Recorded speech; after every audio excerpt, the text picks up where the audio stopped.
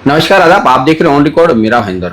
दोस्तों, मेरे एक दोस्त जो 25-30 सालों से डॉक्टरी करते हैं, सांप के वो डॉक्टर है खास तौर से। और उन्होंने मुझे अपने बारे में एक किस्सा सुनाया कि उनके साथ में एक जो घटना घटी है, उस घटना को देखते हुए उनका इंसानियत पे से विश्वास ही उठ गया है। भलाई का जमाना ही नहीं रहा है, ऐसा उनका कहना था। जब मैंने उनसे पूछा कि डॉक्टर साहब आप ऐसा क्यों कह रहे हो, आप तो इतने माहिर डॉक्टर हो, इतने भलाई का काम करते हो, लोगों की आप मदद करते हो, तो ऐसा आपके साथ में क्या हो गया कि आज आप इस नतीजे पे पहुंचे कि भलाई का जमाना नहीं रहा, ये आप कहने पर मजबूर हो गए। तब उन्होंने मुझे अपने बारे में बताया कि उनके साथ में एक जो घटना घटी है, उस घटना में वो खुद इतने परेशान हो चुके हैं कि अब वो खुद अपना इलाज करवाते फिर रहे हैं। मैं जब और गहराई में उनसे जाकर पूछा, तब उन्होंने मुझे बताया कि कुछ महीनों पहले मेरे पास में एक सांप को किसी ने लेकर आया था, उसका इलाज करने के लिए। वो जख्मी हालत में सांप मेरे पास में आया था, और उस सांप से जो बातचीत किया तो उस सांप से मुझे पता चला कि उसको कोई और डस के गया है, किसी ने उसे लहूलुहान कर दिया है वो जख्मी हालत में। तो मुझे ये लगा कि इसका इलाज करना पड़ेगा, लेकिन उस सांप ने मुझे ये नहीं बताया था कि मेरे पास में आने से पहले वो सांप कई और डॉक्टरों के पास में भी गया था, लेकिन उन डॉक्टरों ने इस सांप को देखते हुए, इसके बारे में जानकारी लेते हुए इसका इलाज करने से मना कर दिया कि ये सांप बाद में दोबारा डस सकता है। ऐसा और भी डॉक्टरों को पता चला था, लेकिन मैंने इंसानियत के नाते, मैंने भलाई के नाते उस सांप का करीब 4 महीने तक इलाज किया। इलाज के दौरान जब मैंने उससे पूछा कि इस जख्म की वजह क्या है, किसने तुम्हें इतना चोटिल किया है, किसने तुम्हें इतने जख्म दिए, तो उस सांप ने अपने बारे में एक कहानी बताई। जो कहानी बताई है वो कहानी भी डॉक्टर ने मेरे साथ में शेयर की, जो मैं आप लोगों को बताना चाहूंगा कि जो सांप दरअसल में सांप नहीं, वो एक नागिन थी, और उसका एक जायज पति हुआ करता था, वो जो भी वो एक नाग ही था। वो दोनों साथ में रहा करते थे, लेकिन वो उसका जो पति किसी कारण से जंगल में चला गया। तो इस सांप जो थी, महिला जो सांप थी, फीमेल सांप जो थी, वो सांप ने एक दूसरा अपना आशिक पसंद कर लिया, और उस आशिक के साथ में वो अय्याशी करने लगी। दोनों भी अब यहाँ पर बहुत हंसी खुशी रहने लगे, कई सालों तक साथ में रहे।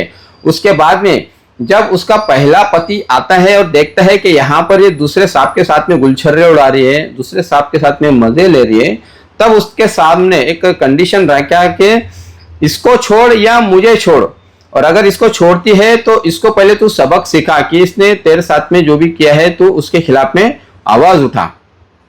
पहले सांप की बात सुनते हुए उस महिला सांप ने दूसरा जो उसका आशिक था, उस आशिक को ही फिर उस पर कार्रवाई करने की ठान ली। और जब उस पर वो कार्रवाई करने लगी, तब उसे बहुत मुश्किलें आने लगी कि उसे अब किसी तरह से सबक सिखाना है।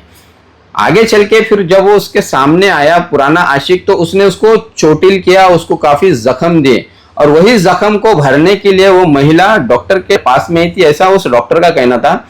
डॉक्टर ने 4 महीने में उस महिला का पूरा इलाज किया, और उससे पहले ही बता दिया गया था कि आपके जिस तरह के जख्म हैं, उस जख्मों के लिए उसे बाहर से दवाइयां लाना पड़ेगी और दवाइयों का खर्चा आपको उठाना पड़ेगा। तो उस सांप ने कहा कि आप मेरा जख्म ठीक कर दीजिए, मुझे अच्छी तरह से बना दीजिए, तो फिर मैं आपका जो भी मेहनताना है, आपकी जो फीस है, वो सब मैं आपको दूंगी, आपके दवाई का खर्च जो आप बाहर से कर रहे हो वो भी मैं आपको दे दूंगी। इस तरह की बात उस सांप ने या उस नागिन ने डॉक्टर से कही। डॉक्टर ने करीब 4 महीने तक का उस सांप के इलाज के लिए, उसके मरहम भरने के लिए और उसके पुराने आशिक पर कार्रवाई करने के लिए काफी मेहनत की, दिन रात दौड़ते रहे, सब जगह पर उन्होंने बातचीत की, और आखिर में एक नतीजा ऐसा हुआ कि पुराना जो आशिक था, उस आशिक को ठीक करने के लिए, उसे सबक सिखाने के लिए डॉक्टर ने भी मेहनत की और इसके जख्म को पूरी तरह से भर दिया।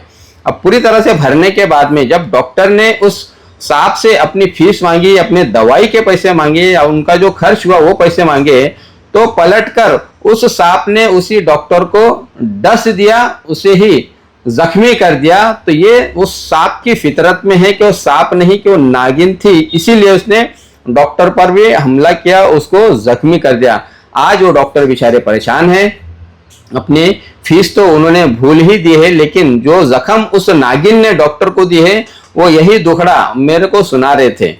मैं खुद फिर उनसे ये पूछा कि आपके साथ में जो हुआ है उससे तो साफ यही पता चलता है कि साहब ये जमाना जो ये भलाई का जमाना नहीं है, इंसानियत का जमाना नहीं है।